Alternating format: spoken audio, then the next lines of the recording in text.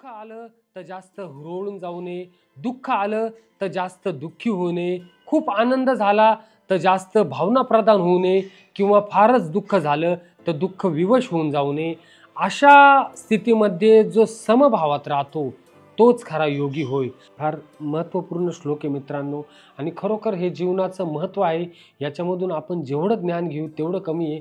आपल्याला जेव्हा द्विधा मनस्थिती होती तेव्हा आपण खरोखर हे गीतेचं अध्ययन केलं पाहिजे. असेच हे भावार्थपूर्ण असे भगवंतांनी दिलेले हे ज्ञान आहे. वसुदेव सुतं देवं कंसचाणूरमर्दनं देवकी परमानंदं कृष्णं वंदे जगद्गुरु. कृष्णं वंदे जगद्गुरु. सर्व मित्रांचं स्वागत आहे भगवद्गीतेच्या आपल्या ऑडिओ सिरीजमध्ये. आपण अध्याय 1 बघितला आणि आपण अध्याय 2 सुरुवात केलेली आहे, सांख्ययोग. आपण अध्याय 2 जो पाहिला तो श्लोक 39 पर्यंत पाहिला, कारण की श्लोक 39 पर्यंत भगवंतांनी अर्जुनाला ज्ञानयोगाचं महत्त्व सांगितलेले आहे आणि 39 श्लोकाच्या पुढे 40 श्लोकापासून कर्मयोगाविषयी भगवंतांनी सांगितलेले आहे. म्हणून आपण याचा ज्ञानयोगापर्यंतचा एक भाग केला दुसरा अध्यायाचा, आणि आता कर्मयोगाची जी माहिती भगवंत अर्जुनांना सांगताय त्याचा भाग आपण आज पाहणार आहोत. तर सुरू करूया आजचा अध्याय 2 सांख्ययोग. श्लोक 40. नेहाभिक्रमनाशोस्ति प्रत्यवायो न विद्यते स्वल्पमप्यस्य धर्मस्य त्रायते महतो भयात.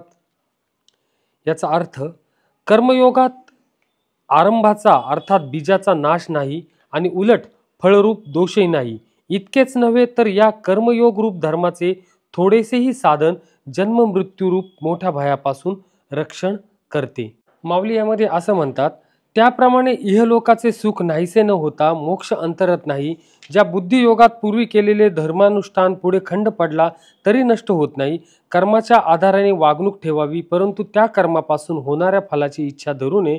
जसा पंचाक्षरी भूतापासून बाधा पावत नाही त्याचप्रमाणे, म्हणजेच कर्मफलाच्या ठिकाणी आसक्ती न ठेविता निरभिमान बुद्धीने कर्म करण्याची सद्बुद्धी ज्याला प्राप्त झाली आहे त्याला जन्म मरणाची उपाधी बाधा करता येत नाही. ज्या बुद्धीला पाप पुण्याची बाधा होत नाही ती जी अतिशय सूक्ष्म असून निश्चल आहे आणि सत्व रज व तम हे तिन्ही गुण जिच्यात प्रवेश करत नाही.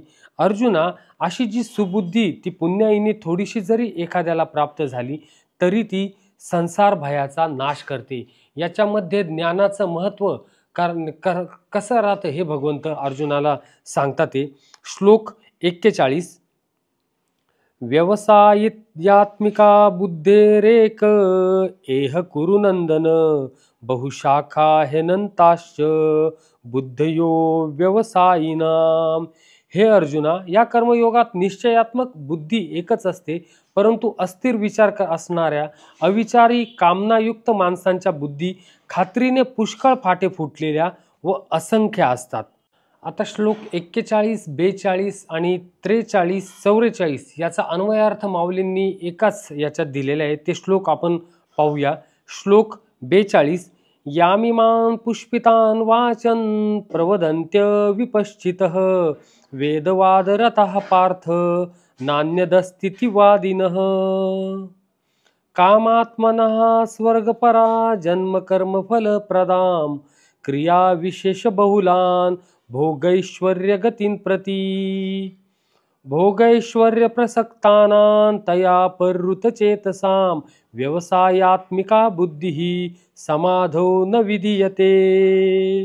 या श्लोकांचा शब्दशः अर्थ असा आहे, हे अर्जुना, जो भोगात रमलेला असतात, कर्मफलाची स्तुती करणाऱ्या वेदवाक्यांची ज्यांना आवड आहे, ज्यांच्या मते स्वर्ग हीच श्रेष्ठ मिळवण्याजोगी वस्तू आहे, स्वर्गाहून श्रेष्ठ दुसरी कोणतीही गोष्ट नाही, असे जे सांगतात ते अविवेकी लोक अशा प्रकारची जो पुष्पित म्हणजे दिखाऊ शोभायुक्त भाषा बोलत असतात, त्यांची ही भाषा जन्मरूप कर्मफल देणारी तसेच भोग व ऐश्वर्य मिळवण्यासाठी अनेक प्रकारच्या क्रियांचे वर्णन करणारी असते.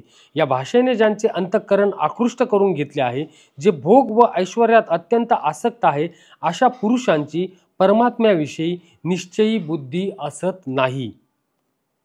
माऊलीच या श्लोकांचे वर्णन असं करताय, ज्याप्रमाणे इतर दगडांसारखे परीस काही पुष्कळ सापडत नाही अथवा लेश मात्र अमृत प्राप्त होण्यास देखील दैवयोगच लागतो, त्याप्रमाणे परमेश्वर प्राप्तीतच जिचे पर्यावसन होते अशी ही सुदबुद्धी फार दुर्लभ आहे.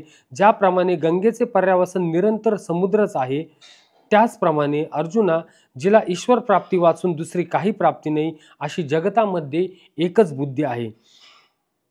इजशिवाय इतर बुद्धी त्या दुर्बुद्धी होत त्यांचे ठिकाणी विकार उत्पन्न होतात व तेथे अविचारी लोक नेहमी रमतात. म्हणून अर्जुना, त्या लोकांना स्वर्ग, संसार आणि नरकावस्था प्राप्त होते, परंतु आत्मसुख कधी मिळत नाही. म्हणजे बुद्धीचं किती महत्त्व आहे हेच आपल्याला माऊली याच्यातून सांगताय, आपल्याला भगवंत याच्यातून सांगताय का आपल्या बुद्धीवर जर आवरण पडलं तर ती अविद्या स्वरूप आवरण होऊन जातं, चित्ताचा विक्षेप होऊन जातो आणि मनाची चंचल अवस्था वाढीस लागती आणि दुर्बुद्धी विकसित होऊ लागती. त्याच्यामुळे तू ही बुद्धी जाणून घे, बुद्धीवरीलचं आवरण दूर करून विद्येला समजून घे आणि त्याप्रमाणे तू युद्धामध्ये समाविष्ट हो. श्लोक 45. त्रैगुण्या विषया वेदा निस्त्रैगुण्यो भवार्जुन निर्द्वंद्वो नित्यसत्वस्थो निर्योगक्षेम आत्मवान.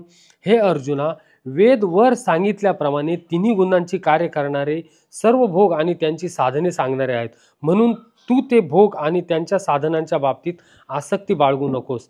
तसेच सुख, दुःख इत्यादी द्वंद्वांनी रहित नित्यवस्तू असणाऱ्या परमात्म्यात स्थित योगक्षेमाची इच्छा न बाळगणारा आणि अंतःकरणाला ताब्यात ठेवणारा हो. आता याच्यात वेदांचं महत्त्व भगवंत त्यांना समजून सांगताय. या वेदाच्या आधाराने बोलून कर्ममार्गाचे श्रेष्ठत्व स्थापन करतात, परंतु त्या कर्माच्या फळावर लोभ ठेवतात. त्यांचे असे म्हणणे असते की मृत्यूलोकी जन्म घेऊन यज्ञादी कर्मे आचरावी, आनंददायक स्वर्गसुख भोगावे. अर्जुना, ते दुर्बुद्धी नेहमी असे म्हणतात, इथे ह्या स्वर्गसुखापासून आणखी दुसरे सुखच नाही. हे पहा, ते केवळ भोगाच्या लोभाने आसक्त झाल्याने कर्मफलावर दृष्टी ठेवूनच सकाम कर्मे करतात व अनेक प्रकारची विधियुक्त अनुष्ठाने करून शेवटास नेण्याकरता फार दक्षतेने धर्माचरण करतात. परंतु अर्जुना, ते एकच गोष्ट फार वाईट करतात, ती ही की ते मनामध्ये स्वर्गाची इच्छा धारण करतात आणि यज्ञभोक्ता जो ईश्वर आहे त्याला ते विसरतात. म्हणजे कितीही चांगले कर्म केले, परंतु जर तुम्ही फळाची अपेक्षा ठेवून ते कर्म करत असाल, चांगल्या फळांची अपेक्षा ठेवून ते कर्म करत असाल तर त्याचा उपयोग नाही. त्याच्यामुळे निष्काम कर्माचं महत्त्व भगवंत याच्यामध्ये सांगताय. ज्याप्रमाणे कापुराचा ढीग करावा आणि त्याला आग लावून द्यावी अथवा मिष्टान्नात काळकूट विष मिसळावे किंवा दैवयोगाने मिळालेल्या अमृताचा कुंभ पायाने लवंडून द्यावा, त्याचप्रमाणे संपादन केलेला धर्म फलप्राप्तीच्या इच्छेने वाया घालवतात. असे पहा की मोठ्या श्रमाने पुण्य संपादन करावे, मग संसाराची इच्छा का धरावी, परंतु काय करावे हे त्या अज्ञानी लोकांना माहीत नसते. ज्याप्रमाणे उत्तम स्वयंपाकी नाना तऱ्हेचा स्वयंपाक तयार करून तो मोल घेऊन विकते, त्याचप्रमाणे अविचारी लोक सुख उपभोगासाठी धर्म गमावतात. म्हणून पार्था, वेदांतील अर्थवादात मग्न झालेल्या लोकांच्या मनात सर्व प्रकारे दुर्बुद्धीच वास करते, हे लक्षात असू दे, असं माऊलींनी या श्लोकांचं संपूर्ण वर्णन केलेलं आहे. श्लोक 46. यावानर्थ उदापाने सर्वतः संप्लुत ओदके तावान सर्वेषु वेदेषु ब्राह्मणस्य विजानतः. सर्व बाजूंनी भरलेला मोठा जलाशय मिळाल्यावर लहान जलाशयाची मनुष्याला जेवढी गरज नसते, तेवढीच चांगल्या प्रकारे ब्रह्म जाणणाऱ्या ब्राह्मणाला वेदांची गरज उरते. याचंच वर्णन माऊलींनी असं केले, तू निश्चयाने असे समज की वेद हे 3 गुणांनी भरलेले आहे, सत्व, रज आणि तम. म्हणून सर्व उपनिषदांनी सत्वगुणांमध्ये गणना केली जाते. धनुर्धरा, ज्यामध्ये कर्म, उपासना इत्यादिकांचे निरूपण केले जाते, ते सर्व सत्व, रज व तम या गुणांनी युक्त असून सर्व सूचक आहे. म्हणून तू असे पक्के समज की हे सुखदुःखांनाच कारण आहे. ह्याकरता तू आपले मन कदाचित तेथे शिरू देखील देशील हो, तर तसे करू नको. तू ह्या त्रिगुणांना टाकून दे व अहमंतता सोडून अंतःकरणात आत्मसुखाचा विसर पडू देऊ नको. 47वा श्लोक फार महत्त्वाचा, सर्वांचा तोंडपाठ असेल असा श्लोक आपण बघूया. कर्मण्येवाधिकारस्ते मा फलेषु कदाचन मा कर्मफल हेतुर्भूमा ते संगोस्त्वकर्मणी. तुला कर्म करण्याचाच अधिकार आहे, त्याच्या फळाविषयी कधीही नाही. म्हणून तू कर्मांच्या फळांची इच्छा करणारा होऊ नकोस, तसेच कर्म न करण्याचाही आग्रह धरू नकोस. पूर्वी आपण टी व्हीवर जेव्हा महाभारत सिरियल यायची तेव्हा महाभारतच्या सिरियल आधी हा श्लोक म्हटला जायचा. तो श्लोक घराघरात त्यावेळेस पोहोचलेला होता, सर्वांचा तोंडपाठ हा श्लोक झालेला आहे. परंतु त्या श्लोकाचा अर्थ फार महत्त्वपूर्ण आहे की कर्माच्या फळांचा त्याग अर्जुना तू कर, असंच याच्यामधून भगवंत सांगताय. आणि याच्यामध्ये ज्ञानेश्वरीमध्ये माऊली असं म्हणतात, म्हणून पार्था ऐक, या सर्व गोष्टींचा विचार करून पाहता तू स्वकर्म करणे उचित आहे. आम्ही सर्व गोष्टींचा विचार करून पाहिला, तो आमचे मनास असे आले की आपले कर्तव्य कर्म सोडू नये, पण कर्मफलाची इच्छा न ठेवता आणि निषिद्ध कर्माचा अंगीकार न करता सत्कर्माचेच निष्काम आचरण आपण करत राहावे. निष्काम कर्माचं महत्त्व श्लोक 47 मधून भगवंतांनी सांगितलेले. श्लोक 48 मध्ये योग म्हणजे काय, योगाची व्याख्या भगवंत अर्जुनांना सांगताय. योगस्थः कुरु कर्माणि संगम त्यक्त्वा धनंजय सिद्ध सिद्ध्योः समो भूत्वा समत्वम योग उच्यते. हे धनंजया, तू आसक्ती सोडून तसेच सिद्धी आणि असिद्धीमध्ये समान भाव ठेवून योगात स्थिर होऊन कर्तव्य कर्मे कर. समत्वालाच योग म्हणतात. समत्व म्हणजे काय, तर सुख दुःख, शीत उष्ण, आनंद दुःख, क्लेश अक्लेश, ह्या सर्व ज्या घटना आपल्या जीवनामध्ये घडत असतात आणि त्या घडत असताना समभावाने राहणारा जो मनुष्य असतो तोच समत्व आणि तोच खरा योगी होय. सुख आलं तर जास्त हुरळून जाऊ नये, दुःख आलं तर जास्त दुःखी होऊ नये, खूप आनंद झाला तर जास्त भावना प्रधान होऊ नये, किंवा फारच दुःख झालं तर दुःख विवश होऊन जाऊ नये. अशा स्थितीमध्ये जो समभावात राहतो तोच खरा योगी होय. फारच थंडी लागते, फारच उष्ण वातावरण आहे तर गरम होते, फारच थंड वातावरण आहे तर थंडी वाजते, परंतु ह्या वातावरणात देखील जो समभावाला पकडून राहतो तो खरा योगी होय, तेच खरं योग होय. याविषयी माऊली असं म्हणतात, अर्जुना तू योग युक्त होऊन फलाची इच्छा टाकून मन लावून कर्मे कर. परंतु आरंभिलेले कर्म दैवयोगाने पूर्ण झाले तरी त्याचा संतोष मानू नको, किंवा कोणत्याही कारणाने ते कर्म सिद्धीस न जाता तसेच राहिले तरी त्याबद्दल मनात असंतोष मानून त्रासू नको. कर्म करताना जर शेवटास गेले तर ते खरोखरच उपयोगाला येते, परंतु कदाचित विघ्न येऊन अपुरे राहिले तरीही बरेच झाले असे समज. कारण असे पहा, जेवढे कर्म घडेल तेवढे ईश्वराला अर्पण करावे, म्हणजे सहजरित्या पूर्ण झाले असे समजावे. आणखी असे पहा, चांगले व वाईट कर्माच्या ठिकाणी मनोधर्म राहणे म्हणजे सारखे राहणे हे योगस्थिती असे उत्तम लोक म्हणतात. पुढील श्लोक 49 व 50 मध्ये कर्माविषयी भगवंत सांगताय आणि समबुद्धी राहून जो कार्य करतो त्याच्याविषयी भगवंत सांगताय.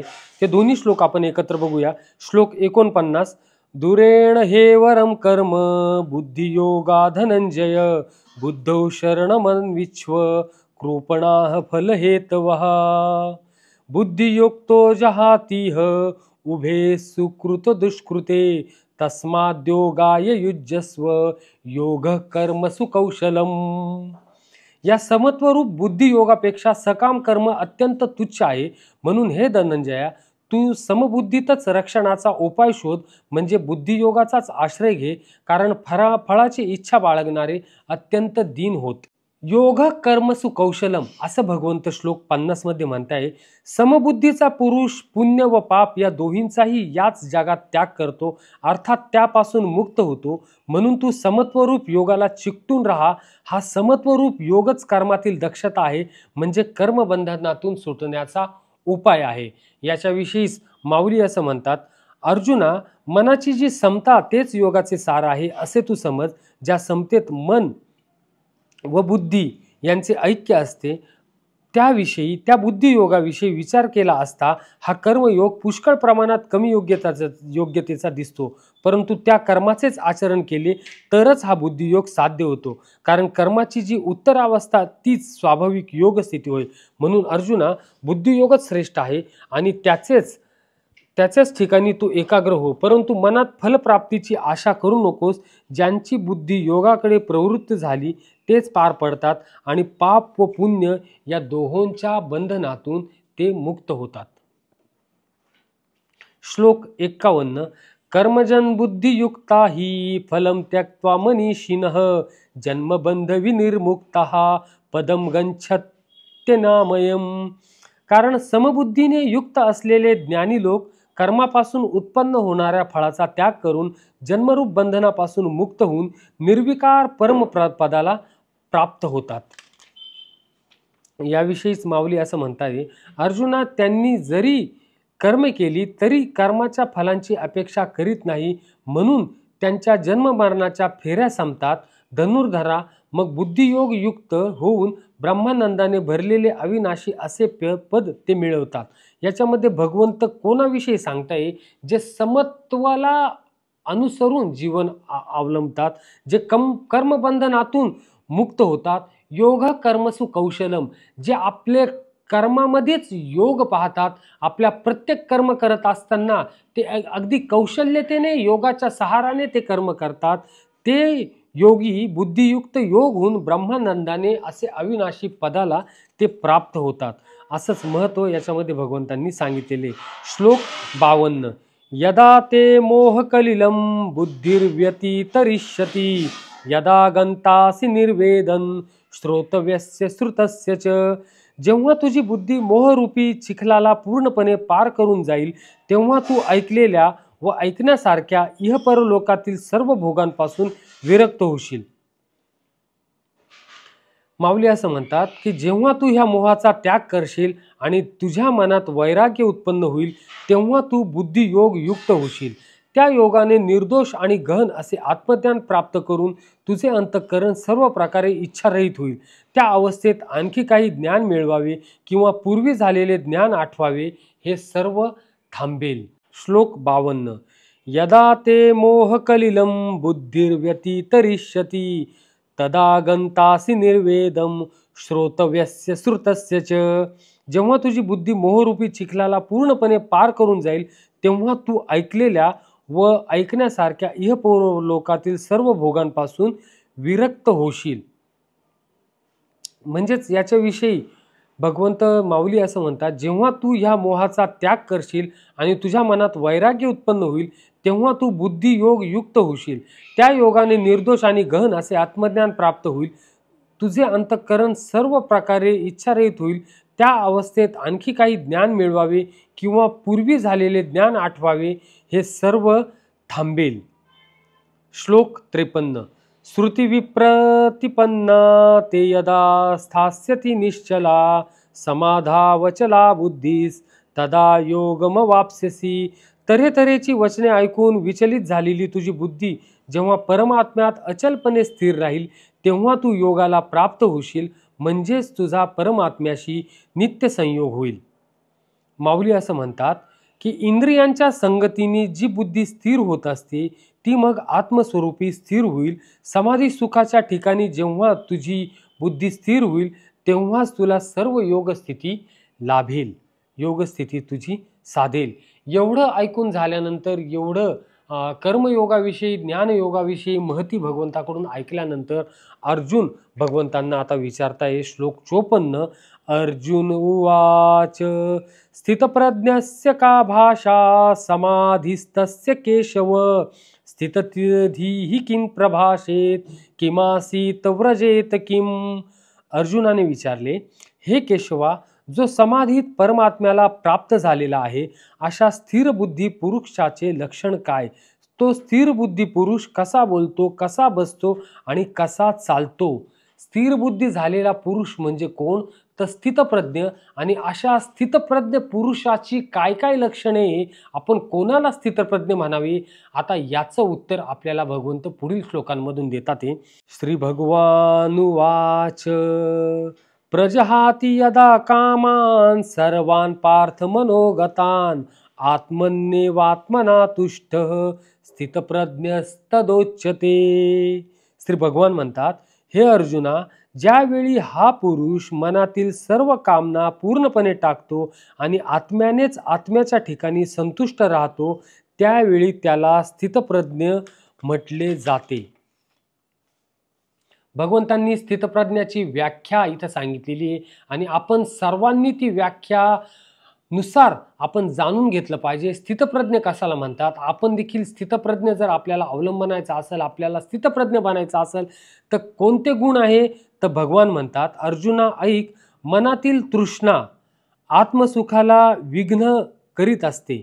जो सर्वदा तृप्त असून त्याचे अंतःकरण आत्मज्ञानाने भरलेले आहे, पण ज्याच्या संगतीने पुरुष विषयासक्त होतो, त्या कामाची त्याच्या मनातून पूर्ण निवृत्ती होऊन त्याचे मन स्वानंदात रममान असते, तोच पुरुष स्थितप्रज्ञ स्थिर बुद्धी असे जाणावे.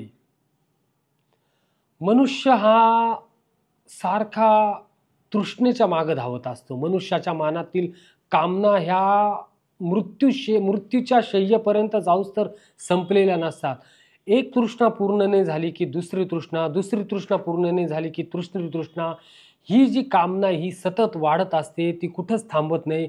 परंतु ज्या मनुष्याच्या मनातील या तृष्णा पूर्णपणे संपलेल्या आहे, त्याच्या कामना पूर्णपणे विलीन झालेल्या आहे आणि फक्त आत्म आनंदातच जो विलीन झालेला आहे, तो पुरुष स्थितप्रज्ञ म्हणून ओळखावा, असंच भगवंतांनी याच्यात सांगितलेलं आहे. श्लोक 56. दुःखेष्वनुद्विग्नमनः सुखेषु विगतस्पृहः वीतरागभयक्रोधः स्थितधीर्मुनिरुच्यते. याच्यानंतरचे जे श्लोक आहे भगवंतांनी सांगितलेले अर्जुनाला, ते फार महत्त्वाचे. आपण आपल्या जीवनामध्ये कसं आचरण केलं पाहिजे, कसं अवलंबन केलं पाहिजे, हे संपूर्ण भगवंत अर्जुनाला तर सांगताच आहे, परंतु आपण देखील याच्यापासून बोध घेतला पाहिजे की आपण कसं वागलं पाहिजे. दुःखदायक प्रसंगी ज्याच्या मनाला खेद वाटत नाही, सुखाच्या प्राप्तीविषयी ज्याला मुळीच इच्छा नाही, तसेच ज्याचे प्रीती भय व क्रोध नाहीसे झालेले आहे, असा मुनी स्थिर बुद्धी म्हटला जातो. माऊली याच्याविषयी अधिक विश्लेषण असं करता येईल, सुखाच्या इच्छेमध्ये अडकून राहत नाही. अर्जुना, त्या सत्पुरुषाच्या अंतःकरणातून काम क्रोध सहजपणे नाहीसे झालेले असतात व त्या पूर्णावस्थेस पोहोचलेल्या पुरुषात भयाचे नाव देखील माहीत नसते. अशा प्रकारे संसार सोडून देऊन जो केवळ भेदरहित झालेला असतो, तोच पुरुष स्थिर बुद्धी झालेला आहे असं समजावे. आपलं मन सदा भटकत राहतं, आपली बुद्धी ही कधी स्थिर होत नाही, कधी ह्या विषयावर तर कधी त्या विषयावर. परंतु आपलं मन जेव्हा स्थिर होती, आपली बुद्धी जेव्हा स्थिर होईल, तेव्हा तो स्थिर बुद्धी झालेला मुनी म्हणून ओळखावे, असंच भगवंत याच्याविषयी सांगताय. श्लोक 57. यः सर्वत्रानभिस्नेहस् तत्तत्प्राप्य शुभाशुभं नाभिनंदति न द्वेष्टी तस्य प्रज्ञा प्रतिष्ठिता. जो पुरुष सर्व बाबतीत स्नेहशून्य असून त्या शुभ किंवा अशुभ गोष्टी घडल्या असता प्रसन्नही होत नाही किंवा त्याचा द्वेषही करीत नाही, त्याची बुद्धी स्थिर झालेली असते. माऊली याच्याविषयी छान आपल्याला विश्लेषण करून सांगतात की पौर्णिमेचा चंद्र जसा चांगल्या किंवा वाईट लोकांस सारखा प्रकाश देतो, तसा तो सर्वांशी सदैव सारखे वर्तन ठेवतो. त्याप्रमाणे अखंड ममता आणि प्राणीमात्रांविषयी सहृदयता असून ज्याच्या मनाची स्थिती कधीही पालटत नाही, काही चांगले प्राप्त झाले तर त्याच्या आनंदाने ज्याला गर्व होत नाही व वाईट गोष्टींपासून ज्याला दुःख होत नाही, असा जो हर्ष शोक रहित असून नेहमी आत्मविचारात निमग्न असतो, तोच अर्जुना स्थिर बुद्धी असे जाण.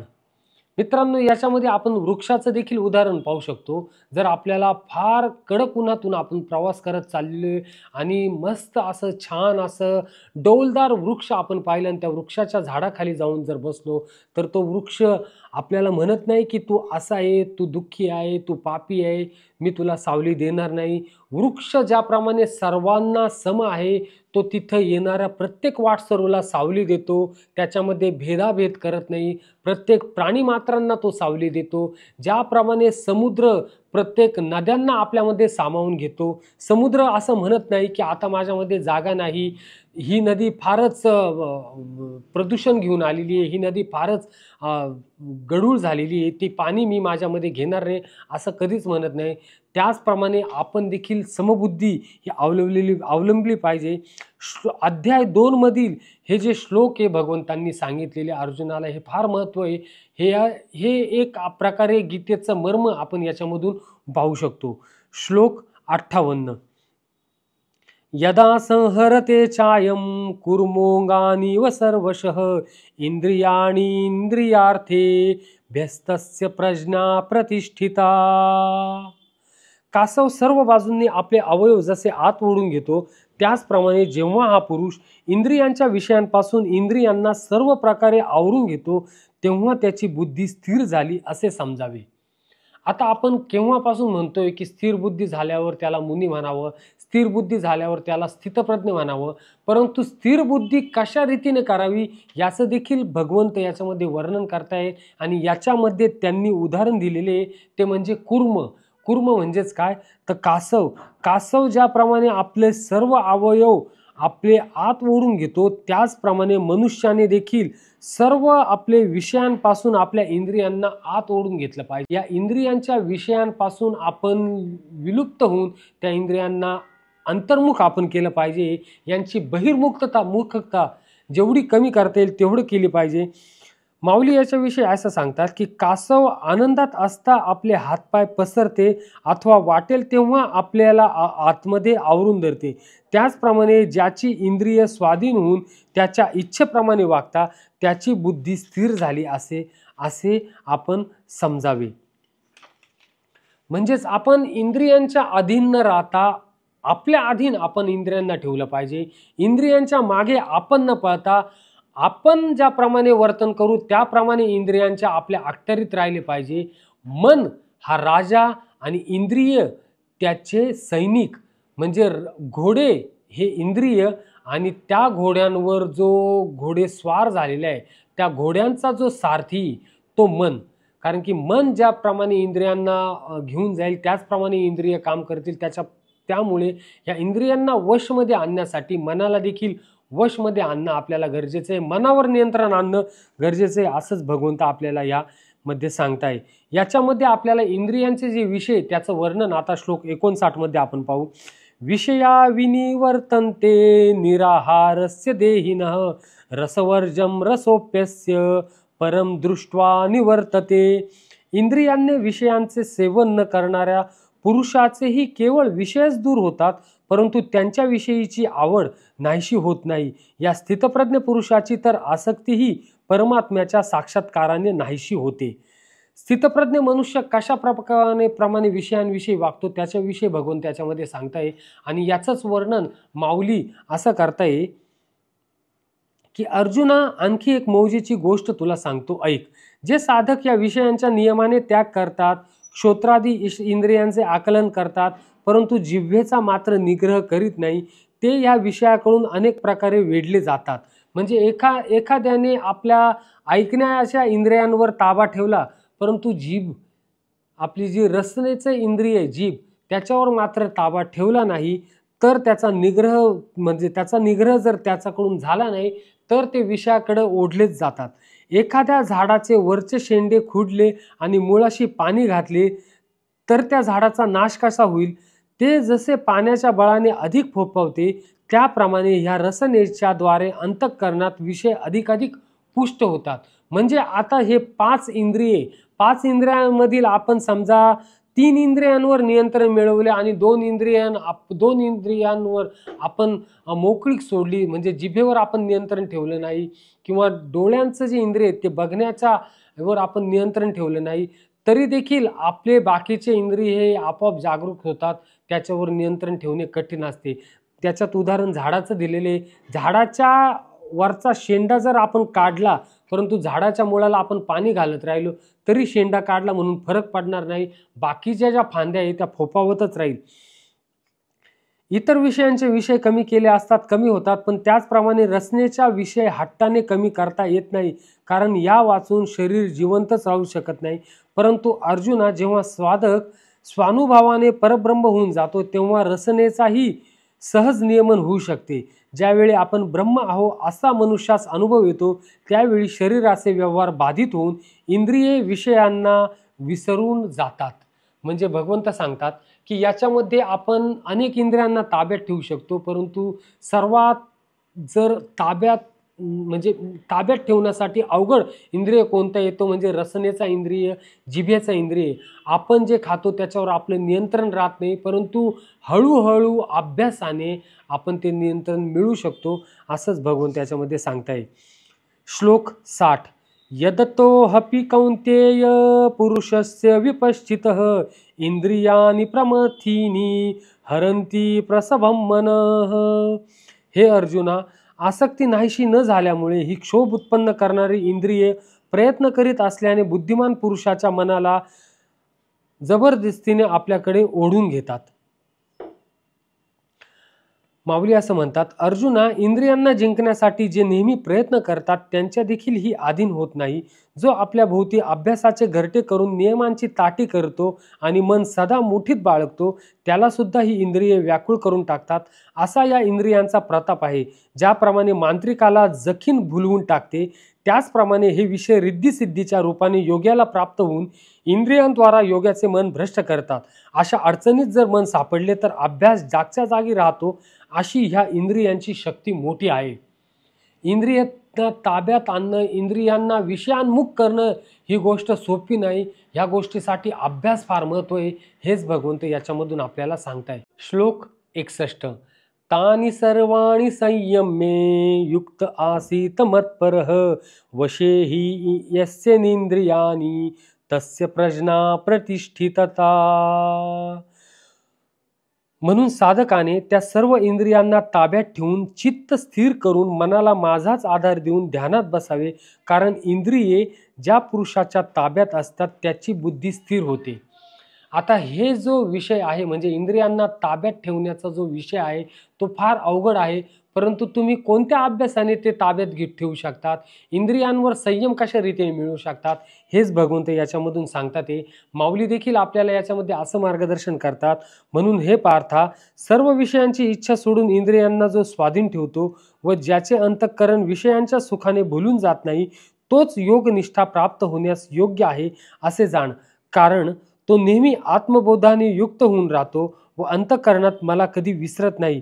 एरवी शब्दादी विषयांचा स्वीकार तर करत नाहीच, पण मनात जर विषयांची थोडीशीही वासना असेल तर त्याला आरंभापासून शेवटपर्यंत सर्व संसार आहे असं समज. थोडेसे विष जरी घेतले तरी ते संपूर्ण शरीरात पसरून जीवाचा निसंशय नाश करते. त्याचप्रमाणे चित्तांमध्ये विषयांची थोडी जरी इच्छा राहिली तरी ती सर्व विचार समूहाचा घात करीते. फार महत्त्वपूर्ण श्लोक आहे मित्रांनो, आणि खरोखर हे जीवनाचं महत्त्व आहे. याच्यामधून आपण जेवढं ज्ञान घेऊ तेवढं कमी आहे. आपल्याला जेव्हा द्विधा मनस्थिती होती तेव्हा आपण खरोखर हे गीतेचं अध्ययन केलं पाहिजे. असेच हे भावार्थपूर्ण असे भगवंतांनी दिलेले हे ज्ञान आहे. श्लोक 62. ध्यायतो विषयान् पुंसः संगस्ते शुपुजायते संगास्तज्जायते काम कामात क्रोधोभिजायते. मित्रांनो, श्लोकाचं उच्चारण करत असताना माझ्याकडून काही चूक होत असेल तर क्षमा करावी. आपण देखील हे जर भगवद्गीता आपल्यासमोर असेल तर आपण देखील श्लोक म्हणत ते बघा, आणि जर तुम्ही ऑडिओ स्वरूपात ऐकत असाल तर आपण एकदा ह्या श्लोकांचं ऐकून झाल्यानंतर पुन्हा भगवद्गीतेमध्ये हे श्लोक बघू शकता. श्लोक 62चा अर्थ असा, विषयांचे चिंतन करणाऱ्या पुरुषाची त्या विषयात आसक्ती उत्पन्न होते. आसक्तीमुळे त्या विषयांची कामना उत्पन्न होते. कामना पूर्ण झाल्या नाहीत की राग येतो.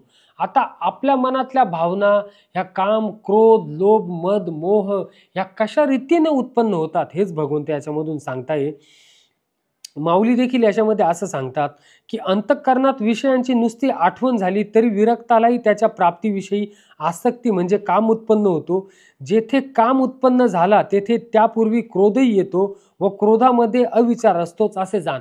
म्हणजे जर आपण मनामध्ये एखादी गोष्ट आणली आणि जर ती गोष्ट पूर्णत्वास नाही झाली तर आपल्याला क्रोध उत्पन्न होतो. क्रोध उत्पन्न झाला की पुन्हा चिडचिड उत्पन्न होते आणि ते संपूर्ण आपल्यासाठी त्रासदायक ठरतं. संध्याकाळ होताच रात्र जशी सूर्य तेजाला गिळून टाकते त्याप्रमाणे स्मृतीचा भ्रंश झाल्यावर मनुष्याची वाईट दशा होते. मग अज्ञानामुळे त्याची बुद्धी आंधळी होऊन तो सर्व गोष्टीस दुरावितो आणि त्याला काही सूचनासे होते. जन्मांधाला पळण्याचा प्रसंग आल्यावर तो जसा दीन होऊन सैरावैरा धावू लागतो त्याप्रमाणे अर्जुना बुद्धीला भ्रम होते. अशा रीतीने बुद्धिभ्रम झाला म्हणजे बुद्धी घोटाळ्यात पडते आणि मग सर्व ज्ञान नष्ट होते. शरीरातील प्राण निघून गेला म्हणजे जसा देह प्रेतरूपी होतो त्याप्रमाणे बुद्धी नष्ट झाल्यावर जीवाची स्थिती होते असे जाण. म्हणून अर्जुना ऐक, इंधनाला ठिणगी लागून ती भडकली म्हणजे जशी त्रिभुवनाला देखील पुरते त्याप्रमाणे अंतःकरणात यत्किंचित जरी विषयाचे स्मरण झाले तरी मोठा अनर्थ ओढवतो. म्हणजे आपण जरी म्हटलं का मी इंद्रियांचा निग्रह केला, विषयांचा त्याग केला, परंतु विषयांची थोडीशी जरी क्षुल्लक गोष्ट किंचित अणु रेणू त्या विषयांचे शिल्लक जर राहिलेले असतील तरी देखील त्या पूर्ण पसरतात, पूर्ण आपल्या इंद्रियांवर ताबा मिळवतात आणि पुन्हा आपण त्या गोष्टीकडे आकर्षिले जातो. श्लोक 63. क्रोधात भवति सम्मोहः सम्मोहात् स्मृतिविभ्रमः स्मृतिभ्रंशात् बुद्धिनाशो बुद्धिनाशात् प्रणश्यति. मनुष्याला राग आला तर रागांमुळे मूढता अर्थात अविचार उत्पन्न होतो. अविचारामुळे म्हणजेच मूढतेमुळे स्मरणशक्ती भ्रष्ट होते. स्मरणशक्ती भ्रष्ट झाली की बुद्धीचा म्हणजे ज्ञानशक्तीचा नाश होतो आणि बुद्धीचा नाश झाल्यामुळे माणसाचा अधपात होतो.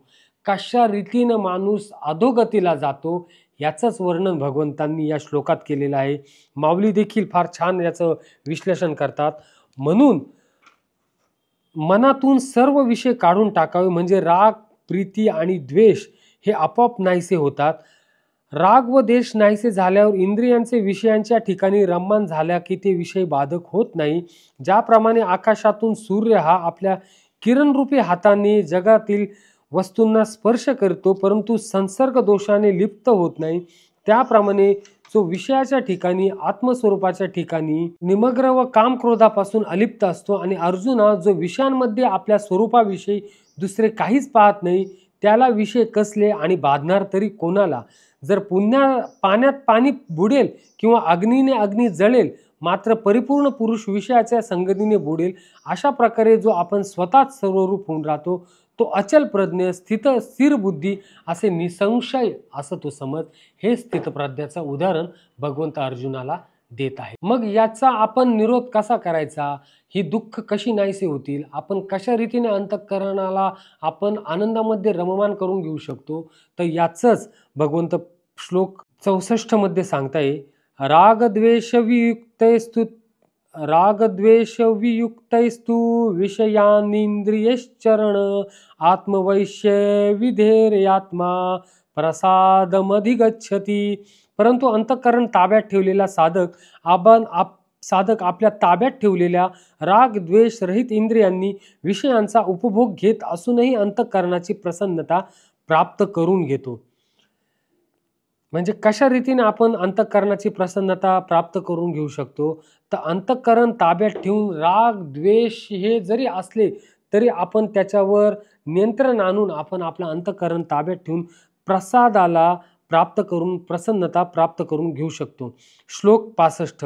प्रसादे सर्व दुःखानां हानिरस्योपजायते प्रसन्न चेतसो ह्याशु बुद्धिही परवतिष्ठते.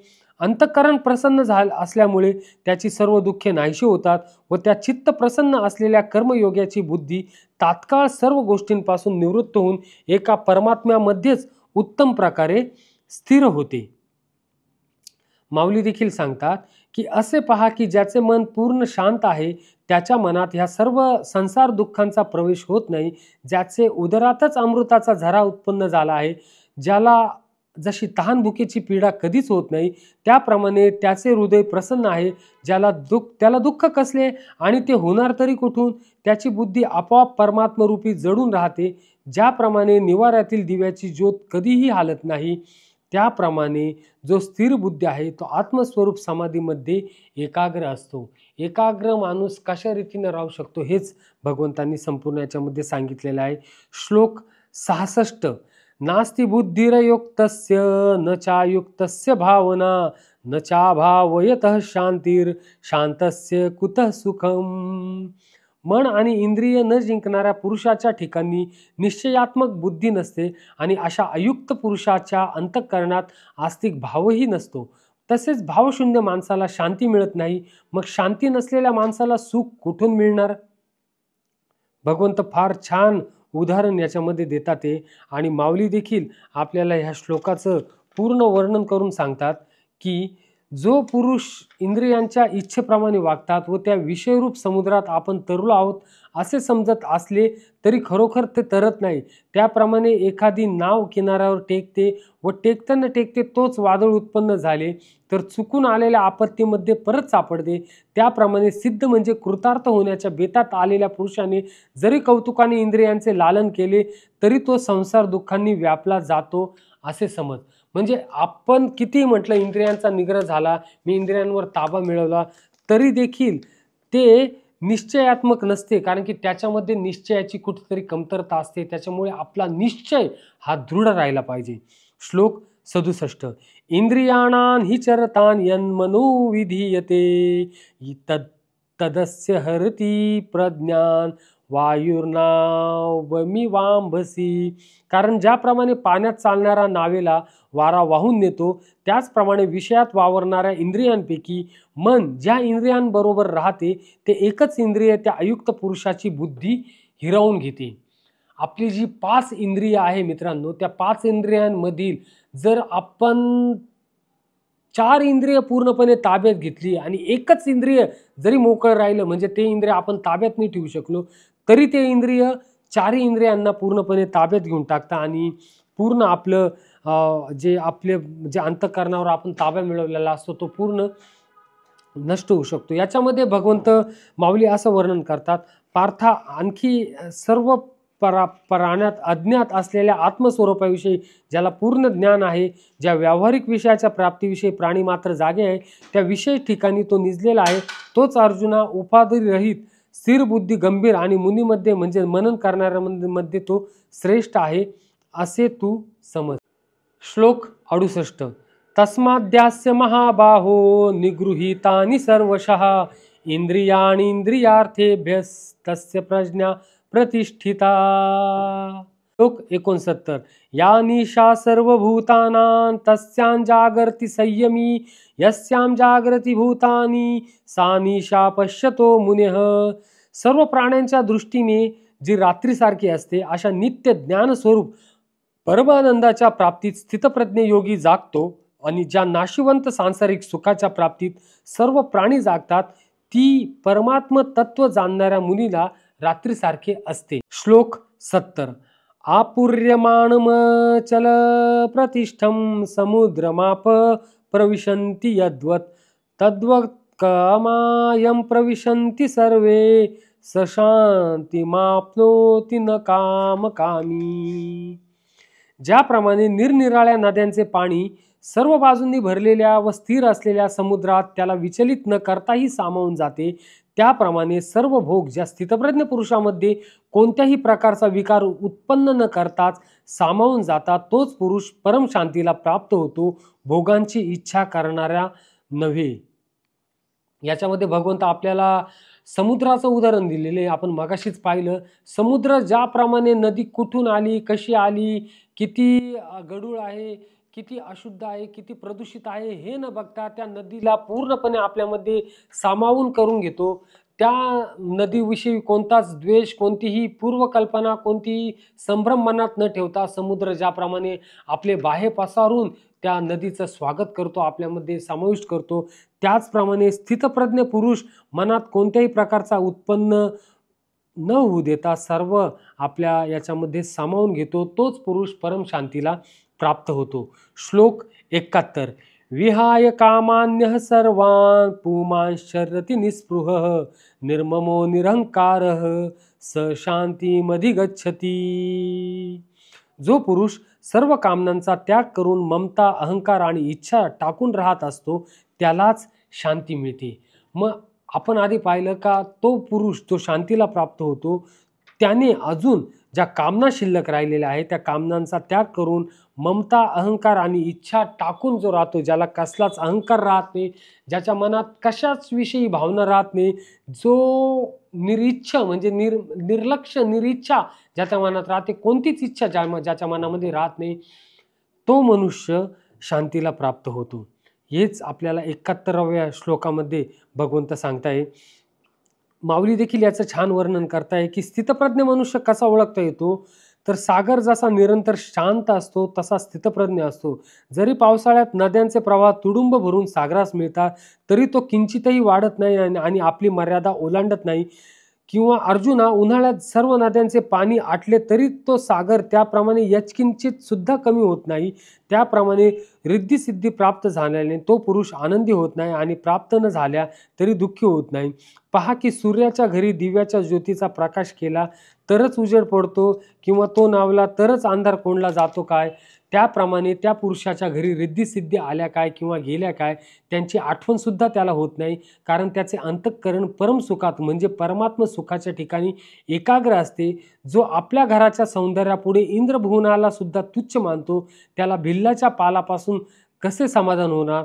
जो अमृताला देखील नावे ठेवितो तो जसा कांजी पित नाही तसा आत्मानंदाचा अनुभव घेणारा पुरुष क्षुल्लक रिद्धिसिद्धींचा उपभोग घेत नाही. अर्जुना, काय चमत्कार आहे पहा, ज्या पुरुषाला स्वर्ग सुखाचीही पर्वा नाही त्याला सामान्य रिद्धिसिद्धीची कथा काय. फार छान सांगितलेले. श्लोक 72 हा शेवटचा श्लोक भगवंत सांगताय आणि याच्यामध्ये ब्रह्म प्राप्त स्थित ब्रह्मानंदाची प्राप्ती त्या व्यक्तीला कशी होते हे सांगतात ते भगवंत. एषा ब्राह्मी स्थिती पार्थ नैनाम प्राप्य विमुहेती स्थित्वा स्यामंतकालेपी ब्रह्मनिर्वाण मृच्छती. हे अर्जुना, ब्रह्माला प्राप्त झालेल्या पुरुषाची ही स्थिती आहे. ही प्राप्त झाल्याने योगी कधी मोहित होत नाही आणि अंतकाळीही या ब्राह्मी स्थितीत स्थिर होऊन ब्रह्मानंद मिळवतो. मग आपण माऊलींचं वर्णन ऐकलंच आहे. तेच वर्णन पुढं माऊली सांगतात ते, ह्याप्रमाणे जो आत्मबोधाने संतुष्ट झाला आणि परमानंदात एकाग्र झाला तोच खरा स्थिर बुद्धी असे तू समज. मी पुन्हा दौडून सर्व विषय सोडून जगदाकार होऊन अंगात संचार करतो. जे निष्काम पुरुष निस्सम ब्रह्म स्थितीचा अनुभव घेतात ते अनासायच परब्रह्मास प्राप्त होतात. जे ज्ञानस्वरूपी मिळाले असतात त्या स्थितप्रज्ञाच्या चित्ताला मृत्यूची व्याकुळता प्रतिबंध करू शकत नाही.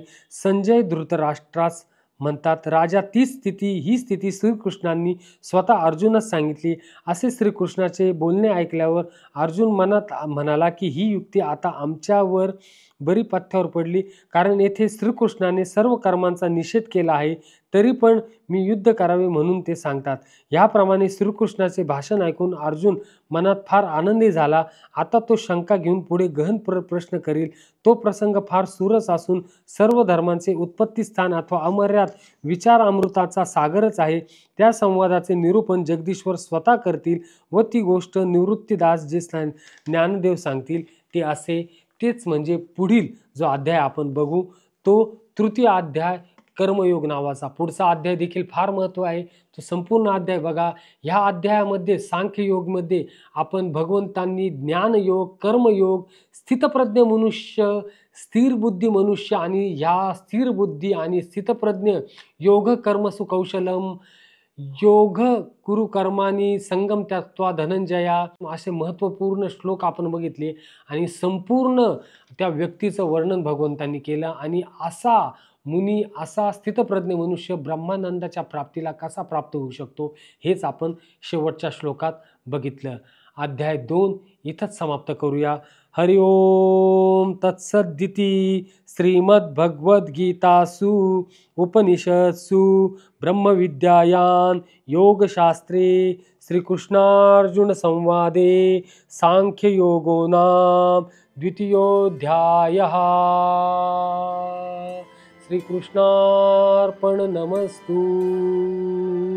भगवद्गीतेचं हे सार आपल्या सर्व मित्रांकडे, आपल्या सर्व ग्रुपवर जास्तीत जास्त पसरवण्याचा प्रयत्न करा आणि सर्वांना भगवद्गीतेचं हे ज्ञान प्राप्त होईल अशीच आपण आशा करूया.